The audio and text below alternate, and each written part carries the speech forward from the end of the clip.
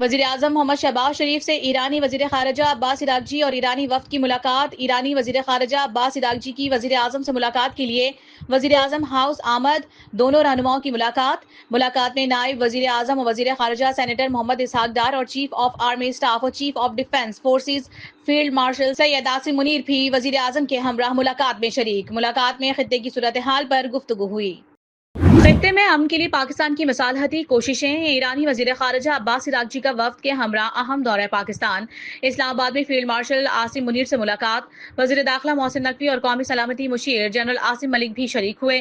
ایران اور پاکستان کے درمیان علاقائی سیکورٹی اور دو طرفہ تعاون پر تبادلہ خیال۔ پاک ایران تعلقات اور سیکورٹی تعاون مزید مضبوط بنانے پر اتفاق کیا گیا۔ امریکی صدر ٹرمپ کا بھی وفد پاکستان بھیجنے کا فیصلہ۔ اسٹیو وٹکوف اور جیرڈ کشنر آج ایران سے مذاکرات کے لیے پاکستان روانہ ہوں گے۔ ترجمان وائٹ ہاؤس کی تصدیق کیرولین لیوٹ کے مطابق ایران نے خود رابطہ کیا اور ملاقات کی درخواست کی ہے۔ نائب صدر جے ڈی وینس امریکہ میں موجود رہ کر صورتحال پر نظر رکھیں گے۔ ضرورت پڑنے پر پاکستان روانگی کے لیے اسٹینڈ بائی رکھا جائے گا۔ امید ہے بات چیت نتیجہ خیز ہوگی اور ڈیل کی جانب بڑھے گی۔ ایران کی جانب سے پیش رفت نظر آ رہی ہے۔ ثالثی کے لیے پاکستان نے اہم ترین کردار ادا کیا۔ ترجمان ایرانی وزارت خارجہ کی ایران اور امریکہ کے درمیان کسی ملاقات کے منصوبے کی تردید اسماعیل بقائی نے سوشل میڈیا پر بیان میں کہا ہے کہ دورے میں پاکستان کے اعلیٰ حکام سے ملاقات ہوگی۔ دورے میں ایران اور امریکہ کے درمیان کوئی میٹنگ طے نہیں ہے۔ پاکستانی حکام سے ملاقاتوں میں ایران اپنے مشاہدات پاکستان کو فراہم کرے گا۔ ایران بات چیت کرنا چاہتا ہے، دیکھنا ہے کہ کوئی معاہدہ ہو سکتا ہے یا نہیں۔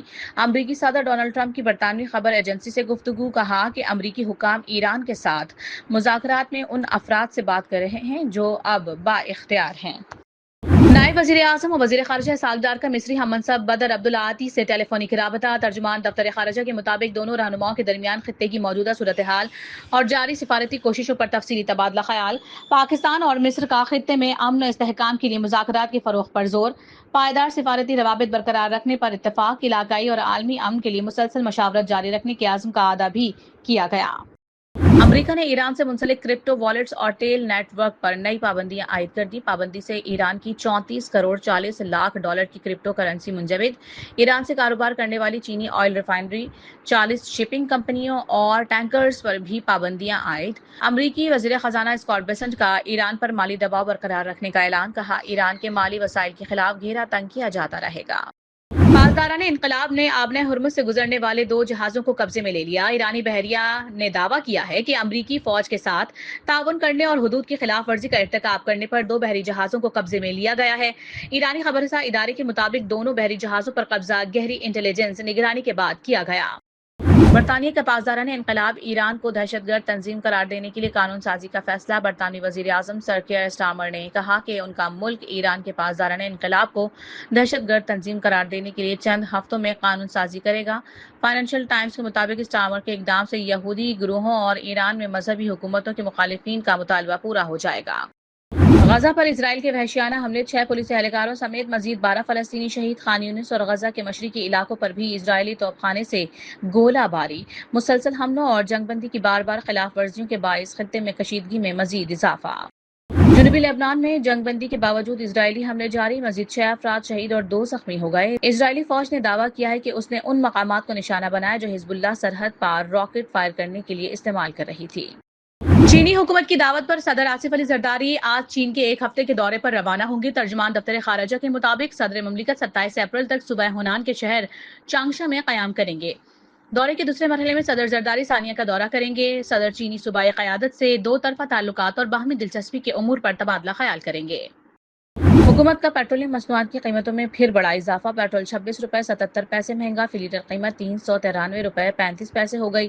ڈیزل کی قیمت بھی 26 روپے 77 پیسے بڑھا دی گئی، فی لیٹر ڈیزل 380 روپے 19 پیسے کا ہو گیا۔ اوگھرا کا نوٹیفیکیشن جاری، نئی قیمتوں کا اطلاق رات 12 بجے سے ہو گیا۔ عوام نے پیٹرولیم مصنوعات کی قیمتوں میں اضافے کا حکومتی فیصلہ مسترد کر دیا۔ کہتے ہیں پیٹرولیم مصنوعات مہنگی ہونے سے مہنگائی کا نیا طوفان آئے گا۔ حکومت غریب عوام کو خودکشی پر مجبور کر رہی ہے۔ پیٹرولیم مصنوعات کی قیمتوں میں اضافے کے اثرات ظاہر ہونا شروع۔ پاکستان گڈز ٹرانسپورٹس الائنس نے کرایوں میں 10% اضافے کا اعلان کر دیا۔ صدر گڈز ٹرانسپورٹ ملک شہزاد اوان کا کہنا ہے کہ پیٹرولیم مصنوعات کی قیمتوں میں مسلسل اضافے سے ملک میں مہنگائی بڑھ رہی ہے، کرایوں میں اضافہ ناگزیر ہے۔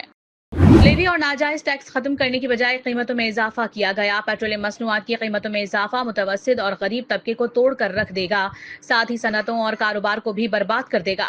अमीर जमात इस्लामी हाफिज नईमुर्रहमान पेट्रोलियम मसनूआत की कीमतों में इजाफे पर बरस पड़े। एक्स पर बयान में कहा कि इंतहाई महंगी बिजली और गैस ने पहले ही हर चीज की कीमत में आग लगा रखी है, उस पर मजीद हथौड़े बरसाए जा रहे हैं। हुकूमत फौरी तौर पर पेट्रोलियम लेवी का खात्मा करे और कीमतों में इजाफा वापस ले। भक्कर में थाना भल के इलाके बस्ती चांडिया में जमीन के तनाजे पर फायरिंग, 5 अफराद कत्ल और 3 जख्मी हो गए। मकतूलीन में 2 सगे भाई और उनका वालिद भी शामिल है। पुलिस की भारी नफरी मौके पर पहुंच गई। कोहाट के इलाके दरमुल्क में 2 फरीकैन के दरमियान फायरिंग से 5 अफराद जाँ बहक हो गए। जाँ बहक होने वालों में 12 साला बच्चा भी शामिल। पुलिस के मुताबिक फायरिंग का वाकया देरीना दुश्मनी का शाखसाना। दोनों फरीकैन का ताल्लुक एक ही खानदान से है। इस्लामाबाद थाना नून की हुदूद में घरेलू झगड़ा खूनी तसादुम में बदल गया। खातून और बच्चे समेत 4 अफराद जाँ बहक होने की इब्तदाई इत्तला। वाक़ई की वजूहात जानने के लिए तहकीकात का आगाज कर दिया गया। गाजा में इजरायली सफाकियत से मुतासरा जिंदगियों में खुशी की नई उम्मीद। गाजा में 300 फलस्तीनी जोड़ों की इज्तिमाई शादी की तकरीब का एहतमाम मुत्तहदा अरब अमारात की जानिब से किया गया। गैर मुल्की मीडिया के मुताबिक रवा माह शादी के लिए 1191 अफराद ने दरखास्त दी थी, जिसमें से 300 जोड़ों को कुरानदाजी में मुंतखब किया गया। वजीर आजम शहबाज शरीफ ने पाकिस्तान सुपर लीग के 11वें एडिशन के फाइनल के लिए तमाशाइयों के स्टेडियम आने की इजाजत दे दी। चेयरमैन पीसीबी मोहसिन नकवी ने सोशल मीडिया पर जारी बयान में वजीर आजम शहबाज शरीफ का शुक्रिया अदा करते हुए कहा कि वजीर आजम ने किफायत शोहरी मुहिम पर भी जोर दिया है।